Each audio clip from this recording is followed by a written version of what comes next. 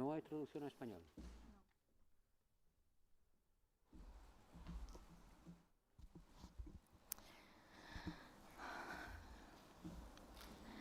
Good afternoon. Welcome to the press conference following the informal meeting of the EU foreign ministers, Gymnich from Lisbon.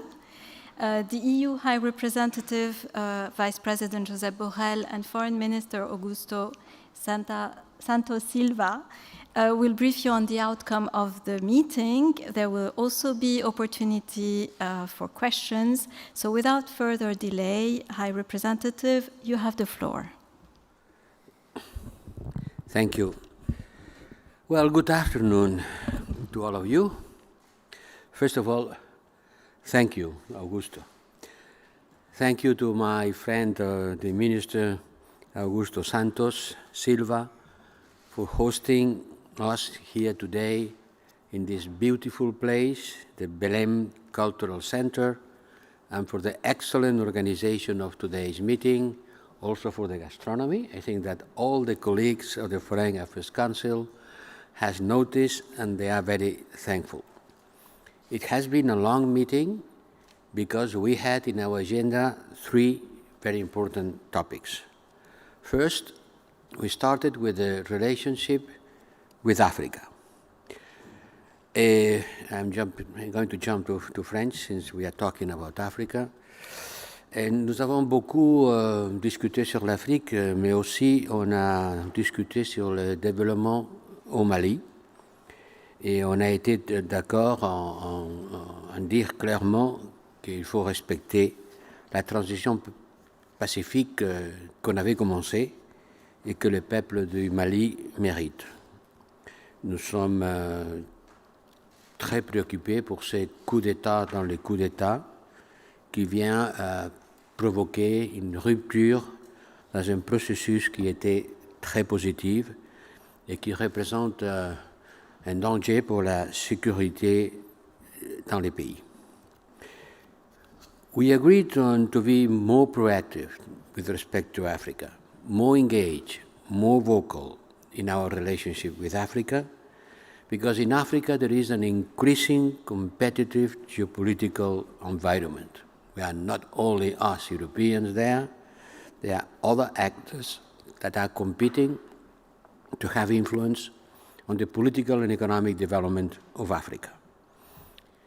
Africa will be soon the most populated region in the world. Today is already the youngest region in the world. Half of the 60% of the African people are below 25 years old. And if the forecast of the United Nations becomes true, in 30 years Africa will double its population to 2,000 million inhabitants. You can imagine that this requires an important attention to Africa and to strengthen our already important political bonds. The European Union is the Africa #1 on economic development and political partner. Our foreign direct investment reached 200 billion, which is 4 times more than China. A lot of people talk about the importance of China in Africa. Keep in mind that our foreign direct investment is 4 times bigger than the Chinese one. And we can say the same thing about our aid, our financial aid to development. In 2019, it represented 20 billion on development assistance. This is a magnitude which is much bigger than anyone else. We must benefit from this engagement at the multilateral level. Together with the African countries, we represent 40% of the United Nations membership. But I also have to point that the degree of cooperation within multilateral fora can be certainly improved. We analyze the cooperation to support Africa in the post-pandemic world, during the pandemic and the post-pandemic also, and remember the fact that the President of the Commission has also recently announced an additional €1 billion in support to African countries to overcome the COVID challenge by increasing their production of vaccines. Then we discussed about the unresolved conflicts in our eastern neighborhood. We need to become more effective to protect the stability of a region that has direct repercussion of us on the Europeans. And believe me, the discussion was very long because there are so many unresolved conflicts in our eastern neighborhood that the ministers went in a long discussion, going conflict by conflict and analyzing what we can do in order to increase the peaceful resolution of these conflicts, to increase bilateral contacts, and strengthen our participation with the OSCE. Also, in view of the current Swedish and upcoming Polish chairmanship in office of the OSCE and the need to work more closely with the Biden administration.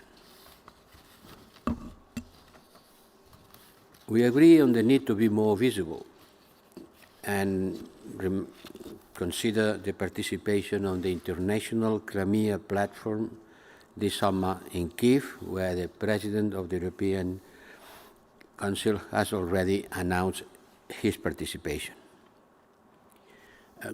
Also, a group of ministers will visit the 3 South Caucasus countries on my behalf to show our readiness to further engage in the region.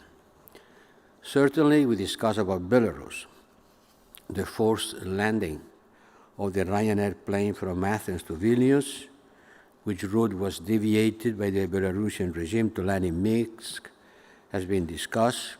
As the European Council said, it is unacceptable. The conclusions adopted by the leaders were clear.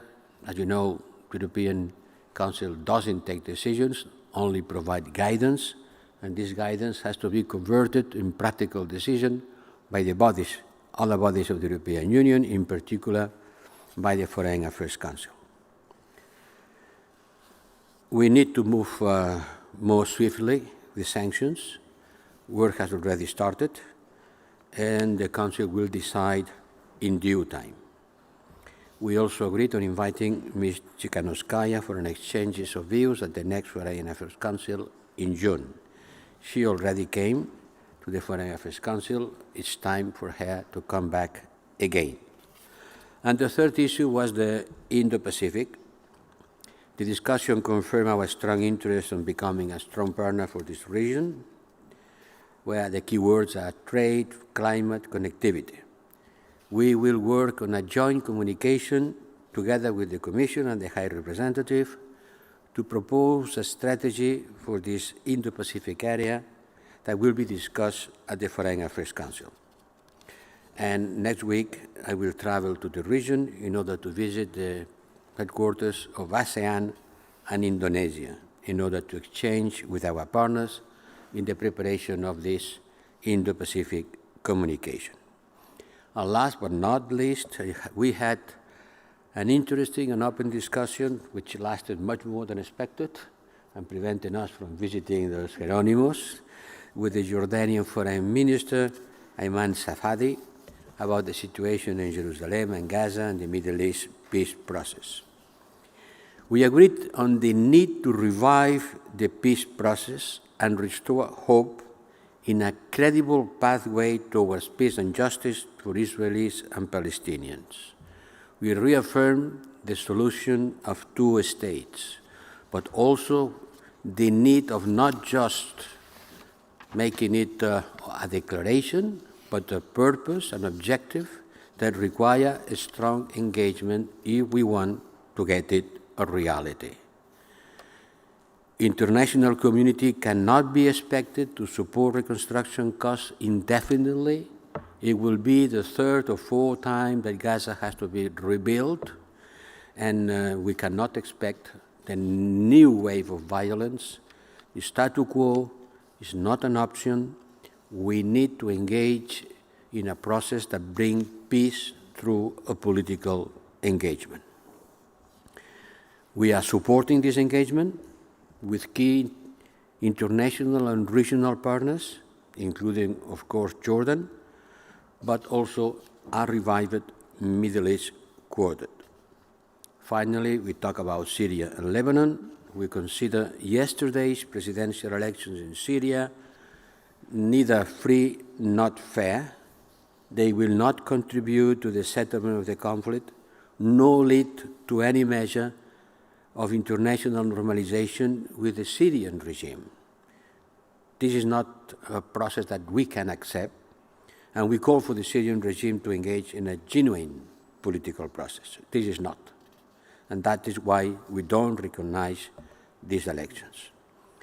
In Lebanon, the situation is not sustainable. I've been invited to visit the country. I will do during this month, because the Lebanese political forces must put aside their differences and take responsibility. Things are not improving in Lebanon, and the country is in big economic crisis. And we will do our most to support solutions, but at the same time, we have to require the political forces in Lebanon to take their responsibility, because nobody can take their place. Thank you very much. Minister Santos Silva, you have the floor. Thank you. I will speak in Portuguese. Muito boa tarde a todos e muito obrigado pela vossa presença. Queria, da minha parte, fazer 3 observações. A primeira é um agradecimento muito sentido ao Alto Representante para a Política Externa e de Segurança da União Europeia, meu grande amigo Josep Borrell, pela sua presença e pela cooperação estreita que permitiu ter uma agenda para a reunião informal dos Ministros Estrangeiros, na nossa opinião, muito rica, muito substantiva e muito necessária. Depois tivemos também o prazer de contar com 2 outros membros da Comissão Europeia, o Comissário para o Alargamento, Oliver Varhelyi, e a Comissária para as Parcerias Internacionais, Jutta Urpilainen. Os Estados-membros fizeram-se representar todos, praticamente todos, ao nível ministerial, o que significou que pudemos ter um dia e mais algumas horas de intenso debate, intenso trabalho entre nós, no espírito do Gymnich, que é o espírito de uma discussão livre, reservada, aberta e franca sobre grandes questões da atualidade entre os responsáveis da política externa da União Europeia e dos Estados-membros. Portanto, a primeira observação é de agradecimento. A segunda é relativamente a vários pontos da agenda da reunião de hoje. Foi possível, em estreita cooperação com o Alto Representante e o Serviço Europeu da Ação Externa, colocar na agenda pontos que são todos eles da máxima atualidade e alguns deles inscrevem-se naquelas que foram e são as prioridades da presidência portuguesa do Conselho da União Europeia. E queria ressaltar 2. O primeiro foi a nossa discussão sobre o Indo-Pacífico. A presidência portuguesa teve a iniciativa de, em colaboração em articulação com o Presidente do Conselho Europeu e a Comissão, de organizar no Porto, no passado dia 8 de maio, a primeira reunião de líderes entre a União Europeia e a Índia, que se fez com a participação de todos os Estados-membros da União Europeia. Já tinha havido cimeiras, União Europeia e Índia, mas num formato institucional. Esta foi a primeira vez que todos os Estados-membros, os 27 Estados-membros da União Europeia, puderam reunir-se com o Primeiro-Ministro da Índia numa reunião informal, que produziu resultados importantes, dos quais destaco o relançamento das negociações económicas entre a União Europeia e a Índia e a assinatura de um pacto conjunto, de uma parceria conjunta para a conectividade. Chamo a atenção para essa reunião para dizer que essa reunião foi um momento de um processo mais geral, que do nosso ponto de vista é o processo pelo qual a União Europeia vai prestar mais atenção à região do Indo-Pacífico e vai prestar mais atenção através de uma estratégia própria que o Alto Representante e a Comissão têm o mandato de nos apresentar. E, portanto, esta discussão que tivemos hoje foi muito útil no quadro da preparação da estratégia da Europa para o Indo-Pacífico e no quadro da diversificação dos interlocutores que a Europa tem na Ásia e no Pacífico. A China, certamente, o Japão, a Coreia, certamente, a Austrália, a Nova Zelândia, certamente, mas precisamos dar mais atenção ao conjunto dos países que formam a Associação das Nações do Sudeste Asiático, a ASEAN, e também à Índia. O segundo ponto que queria relevar na nossa agenda de hoje foi a discussão com a qual iniciamos a nossa reunião sobre as relações entre a União Europeia e a África. É preciso que nós construamos em conjunto, nós os europeus, nós os africanos, uma estratégia conjunta para o desenvolvimento da cooperação continente a continente. É preciso que nessa agenda os temas fundamentais da transição ecológica e energética, da transição digital, do investimento, da qualificação dos recursos humanos, do Estado de Direito, esses temas estejam todos presentes. E, portanto, é com muito gosto que podemos acolher aqui em Lisboa esta reunião Gymnich, que se debruçou sobre o tema do relacionamento entre a União Europeia e a África, depois de, no passado mês de abril, termos acolhido aqui também no Centro Cultural de Belém o Fórum de Investimento Verde entre a União Europeia e a África, que a presidência portuguesa co-organizou com o Banco Europeu de Investimentos. Terceira e última observação diz respeito ao nosso almoço de trabalho. Tivemos a iniciativa de convidar o Ministro jordano dos Negócios Estrangeiros, Ayman Safadi, e o prazer de ele aceitar esse convite para ter uma sessão de trabalho conosco. E o tema, evidentemente, é a situação no Médio Oriente, e o tom foi muito claro e muito consensual. Nós precisamos de segurança no Médio Oriente e precisamos, sobretudo, de paz no Médio Oriente. Para isso, precisamos de regressar ao processo de paz no Médio Oriente, precisamos não só de acudir às necessidades mais urgentes, mas também de relançar o processo político capaz de encontrar uma solução que, do nosso ponto de vista, só pode ser a solução dos dois Estados ao conflito israelo-palestiniano. Porque sem encontrar uma solução para esse conflito, nós não garantimos a paz na região. E para isso é preciso que nós todos reconheçamos o direito de ambos os povos, o povo israelita e o povo palestiniano, de viverem em paz, liberdade e segurança no seu próprio território, e para que isso seja possível, o processo político entre os interlocutores legítimos de um e outro povo tem de ser relançado, tem de ser reforçado. Diria, portanto, que a reunião de hoje foi uma reunião informal, como é próprio do formato Gymnich, foi uma reunião muito rica, foi uma reunião muito substancial, que se debruçou sobre temas que são, ao mesmo tempo, temas da mais absoluta atualidade e temas estruturantes da política externa da União Europeia. Obrigado. Thank you very much. And now it's the time for your questions. So I already see one hand raised, 2 and 3. So you have the first one. Thanks. And then you go for the second. No, you need to go to the... Okay, and please present yourself and your media, before certeza. your O question. meu nome é Ana Romeu, sou jornalista da RTP.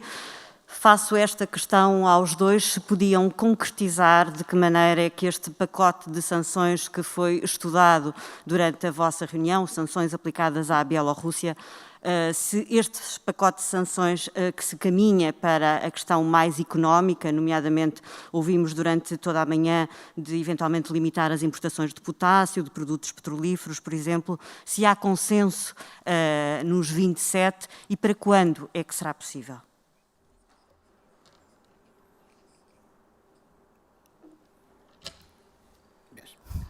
Look, let's make things clear. Who does what? Who does what? The European Council, the leaders, agreed, because they don't take decisions from the operational point of view. They provide guidance. They tell us, to the other bodies of the European Union, how to proceed. They agreed on a new package of personal sanctions, which was already being prepared. But additionally to that, they consider the need to go to economic sanctions, economic and sectoral sanctions. This is the guidance that the European Council provided. Gymnich today is also an informal meeting, as an informal meeting cannot take decisions, debates, and provide guidance to the technical bodies of the European institutions. These technical bodies, at the level of the Council, had already started after the European Council, and the package of personal sanctions is almost ready, and I don't think we need to wait for the next formal Foreign Council in order to be approved. It will be approved before, because we can do it by written procedure. Additionally to that, on the framework of the discussion about the Eastern Partnership, because Belarus was not in the agenda specifically, certainly we consider the guidance that we receive from the European Council about economic and sectorial sanctions. And some ideas were put on the table, but for sure nothing has been decided, and some considerations has been done, but the important thing is the work at the technical level, where member states will propose ideas. Well, these ideas certainly will affect economic sectors. There are not so many economic sectors that can be affected, because the exports of Belarus are very much concentrated in some fields. But first, has not been any decision, because this body doesn't take decision.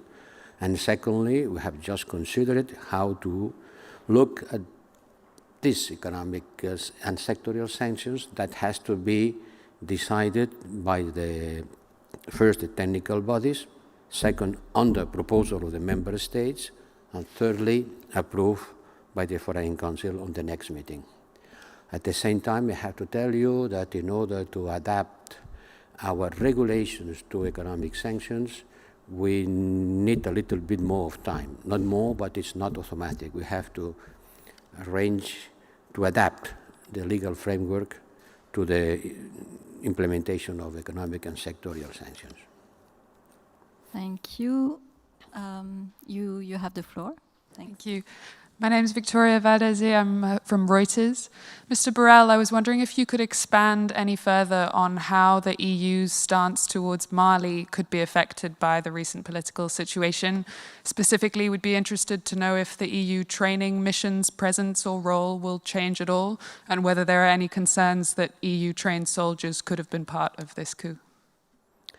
Certainly, we trained the Mali army, and it is not the first let's say, activity of the Mali army interfering with the political setting of the country. It's not the first time. We are training the Mali army because Mali is being jeopardized by a strong activity of jihadist groups, rebel groups, and without a strong capacity of the army, the country will fall apart. The situation is very fluid. The last events are recent, less than one day, took a couple of days. So the only thing I can say you is that for sure the training mission continues there, that we have requested the immediate liberation of the President and the Prime Minister, something that has happened, and keep in touch with the military in order to explain them that this is not the way out of the crisis. I was in Mali some weeks ago, explaining to the Mali authorities that this transition should not be another more between two coups d'etat, and stressing the historical importance of this process. I am really very sorry that after having exchanged with them, a new military intervention has created a change on the dynamics, a positive dynamic that started after the coup d'etat and the transition to a new attempt to build a democracy in Mali. But I don't think we are going to stop by the time being the training of the training activities of the militaries, because they are very much engaged in fighting all over the territory of Mali, and I don't think it's going to help the country to stop this activity. But let's see how things are going. Thanks a lot. The lady here, please, you can ask your question. Please present yourself and your media before. Susana Freixas, SIC Expresso. It's not a technical question, it's a political one for Minister and High Representative. So we know that Mr. Lukashenko was already included in November in a list of sanctioned people, and still we see a flight being forced to land in Minsk. So is it realistic to expect that with this process this young journalist is going to be released? We see that, and we heard Minister Mas speaking about a spiral of sanctions. So what do you expect actually to happen, and is it realistic to expect for a release? And also a question, if I may, 2 days ago the Commission announced 8 more millions to help Palestine. Is it enough? Thank you. I can answer the first one, Yes. You answer the second one. Okay. Exatamente porque a lista de sanções em aplicação, que inclui vários dirigentes do regime da Bielorrússia, incluindo o seu presidente, não está a ter o efeito de dissuasão indispensável, como se viu por este ato de pirataria de Estado cometido no domingo passado, é que os líderes europeus foram muito claros nas orientações que nos deram na passada segunda-feira. Essas orientações são estas. Primeiro, adicionar, agravar as sanções dirigidas a pessoas singulares e coletivas ligadas ao regime bielorrusso e implicadas na violação grosseira e sistemática de direitos fundamentais. Segundo, estudar a aplicação de outro tipo de sanções de natureza económica. Terceiro, pedir à Organização Internacional da Aviação Civil uma investigação independente para apurar tudo o que aconteceu no domingo passado e as respectivas responsabilidades. Quarto, apelar às companhias aéreas europeias para não sobrevoarem o espaço aéreo da Bielorrússia, porque, manifestamente, esse espaço aéreo deixou de ser seguro para a aviação civil e comercial europeia. E, quinto, interditar à companhia aérea bielorrussa o sobrevoo de espaço aéreo europeu.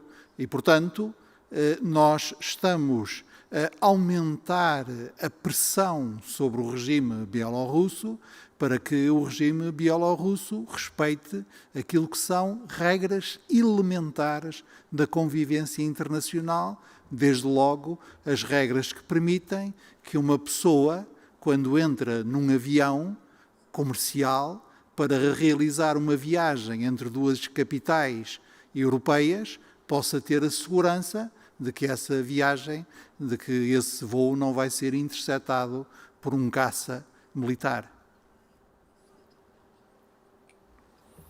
That's it. Thank you.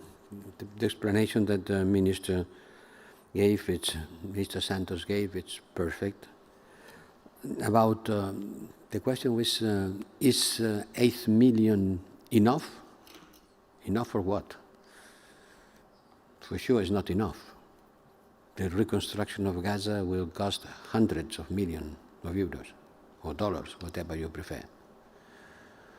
And international community, and in particular the European Union, cannot continue reconstructing every 2 or 3 years what has been destroyed on a new wave of violence. That's what I insisted on, the need to start another process of peacekeeping, because the status quo is not affordable.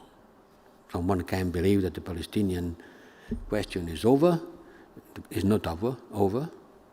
We can consider that the Israel-Arab question is over because, yes, with the Abraham agreements, a lot of Arab countries has been recognizing Israel, but the core of the problem is the problem is between Palestine and Israel. This has not been solved. So we have to face the problem. We will reconstruct Gaza because these people need help, but certainly 8 million will not be enough. Much more will be needed. Thank you. And the last question goes to the lady there. Thank you. Muito boa tarde, Sr. Ministro e Sr. Vice-Presidente. Meu nome é Beatriz Cel, sou jornalista da agência Lusa. Eu gostaria de saber até que ponto é que a trégua entre Israel e Palestina poderá ser considerada consolidada, partindo da sessão de trabalho da hora de almoço com o Ministro dos Negócios Estrangeiros da Jordânia. E gostaria também de pedir um comentário sobre a convocação do embaixador francês ao Ministério dos Negócios Estrangeiros de Israel, na sequência de umas declarações do Ministro dos Negócios Estrangeiros francês, no domingo passado, que advertia para um risco de apartheid em Israel. Obrigada.